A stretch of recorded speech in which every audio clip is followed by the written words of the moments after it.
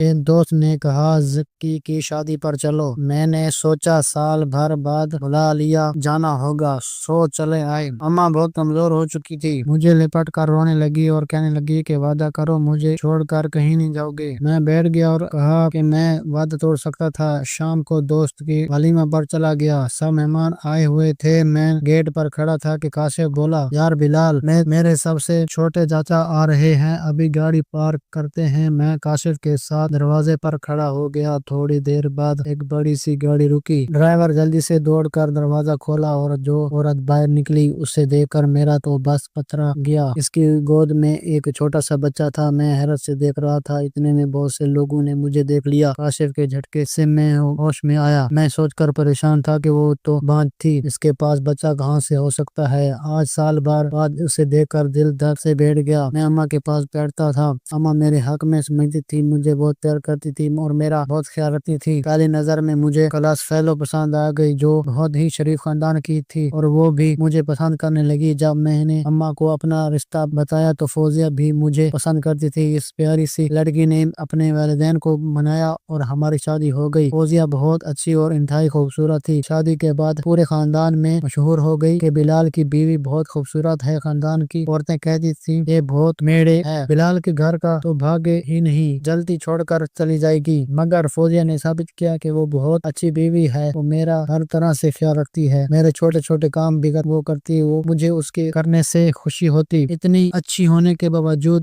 اماں فوزیہ سے شکایت کرتی رہتی۔ جب اماں کے پاس بیٹھتا تو اماں اس کے بارے میں کوئی نہ کوئی شکوہ کرتی رہتی۔ یوں 2 سال گزر گئے، پھر اماں کو ایک نیا موڈ آیا۔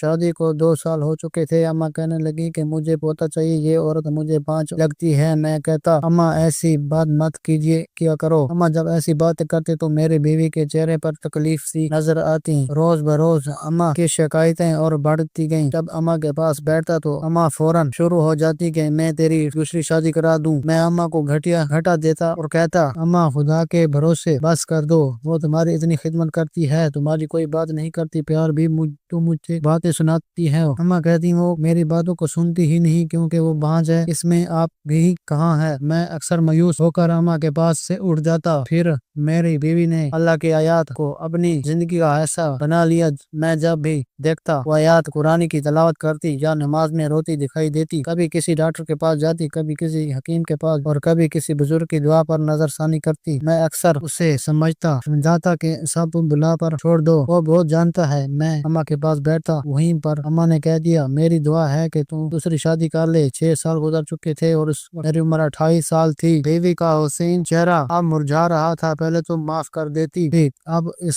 سب کے سامنے بھی تانے دینے لگی۔ اگر کوئی مہمان آتا تو اماں اس کے سامنے بھی شروع ہو جاتی، اسے تانے دیتی رہتی۔ اب تو مجھے بھی میں سوچنے لگا تھا۔ ایک شام میں اپنے دوست کے بیٹے کی سالگرہ پر گیا، 1 سال کا ہو گیا تھا۔ یہ دیکھ کر میرے دل میں عجیب سا ہونے لگا۔ اب مجھے بچوں کی خواہش بڑھنے لگی اور میں بھی چڑچڑا ہونے لگا۔ میں اپنی بیوی سے بہت محبت کرتا تھا، لیکن اب تو کسی بات پر ڈانٹ دیتا، حالانکہ اس کا قصور بھی نہیں ہوتا تھا۔ ایک دن جب شام کو دفتر سے گھر آیا تو اماں اور فوزیہ کی بحث ہو گئی۔ ماں کہہ رہی تھی، میری جان چھوڑ دو، اماں دوسری بیوی لے کر آنا اور اپنے پوتے پوتیوں کو اپنی گود میں کھیلتے ہوئے دیکھو، میرا کیا قصور ہے؟ میں کیوں بار بار کرتی رہوں؟ میں بھی کمرے کے دروازے پر کھڑا تھا۔ میری بیوی بھی گھر سے باہر نکلنے لگی۔ بس کرو ماں، آپ نے تو حل کر دی، کہاں سے لوں بچے؟ چاہے اللہ دے گا تو ہو جائیں گے۔ میں تو شروع دن سے آپ کو پسند نہیں کرتی، مجھ سے آپ کی مقابلہ آرائی ہی رہتی ہے۔ بیٹا اتنا پیارا تھا تو اس کی شادی ہی نہیں کرنی تھی، دیکھو وہ میں سجان کے گھر میں کھیلتا رہتا۔ بیوی کی باتیں سن کر مجھے بھی غصہ آ گیا اور میں غصے میں آ گیا۔ میں نے کہا، تمہاری ہمت کیسی ہوئی میری ماں سے ایسی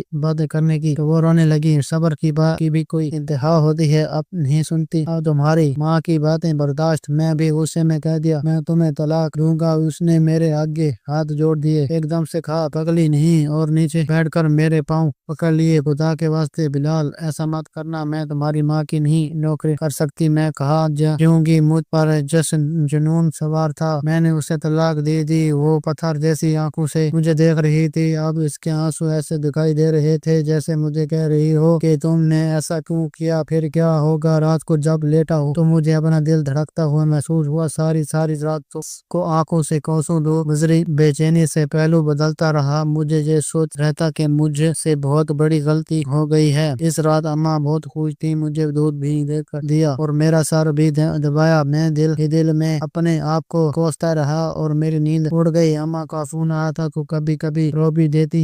آج میرے بیٹے میں میری شادی کرنا چاہتی ہوں، میرے پاس بہت ساری لڑکیاں دیکھ کر رکھی ہیں، تیری شادی کر دوں گی۔ میں کہہ دیا تھا اماں آپ شادی کو دل نہیں کرتا۔ اچانک بن کے ایک دوست کا فون آیا، وہ بارات میں بہت زور دے رہا تھا، چاہ تو پاکستان آ جا، میری شادی ہے۔ پھر میں نے سوچا چلا جاتا ہوں، اماں کو بھی دیکھ لوں گا۔ اندر راستے میں نے اپنی بیوی کو کاشف کے چاچا کے ساتھ دیکھا اور اس کی گود میں چھوٹا سا بچہ دیکھا تو میں دنگ رہ گیا۔ چہرے کی طرف نظر گئی تو جانے کیا ہوا، ایک لمحے کے لوٹ نے بھی تجھے دیکھا تھا۔ اس کی پالکیں کانپ گئی تھی مگر وہ پھر اپنے شوہر کے ساتھ آگے بڑھ گئی۔ میں پریشان تھا، مجھے کچھ سمجھ نہیں آ رہا تھا اور مجھے اپنی غلطی کا احساس ہونے لگا۔ میں اللہ پر بھروسہ کیوں نہیں کیا؟ سچ کہتے ہیں انسان جس بات پر آ کر غلطی کر بیٹھتا ہے اور پھر اس کا خمیازہ ساری عمر بھگتنا پڑتا رہتا ہے۔ میں وہاں سے جلدی لوٹا اور گھر آ کر بھی خاموش تھا۔ اماں بار بار باتوں میں رہتی، ان باتوں کو بٹانے کی کوشش کر رہی تھی تو مجھے فوزیہ کی باتیں پوچھ رہی تھی۔ میں بس اٹھ کر چپ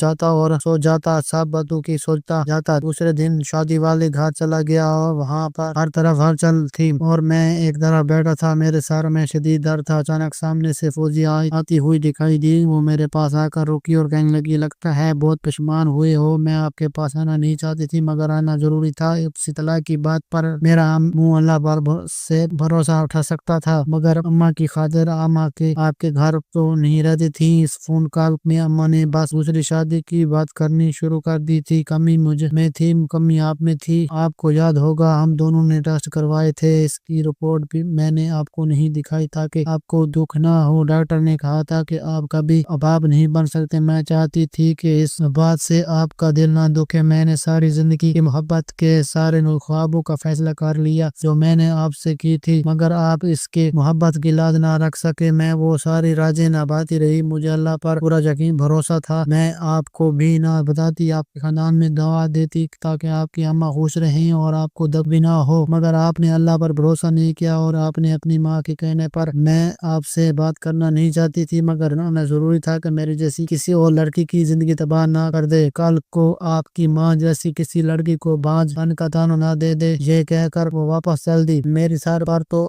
جیسے بجلی گر پڑی، میں اسے جاتا ہوا دیکھتا رہا۔ میں نے اس وعدے پر بھروسہ نہیں کیا جس نے کتنا صبر کیا، محبت میں اس کی کتنی قربانیاں ہوتی ہیں، ہم مرد لوگ وہاں تک سوچ بھی نہیں سکتے جہاں تک وہ اپنے شوہر اور اپنے سب کو سمجھ لیتی ہے۔ اگر یہ کہانی آپ کو اچھی لگی ہو تو برائے کرم ویڈیو کو دل سے لائک کریں، اگر آپ چینل پر نئے ہیں تو چینل کو سبسکرائب کریں اور اپنے دوستوں اور پیاروں میں شیئر کریں۔ کمنٹ میں اپنے پیاروں کے لیے دعا ضرور کریں۔ پھر ملیں گے کسی نئی کہانی کے ساتھ۔ اللہ حافظ۔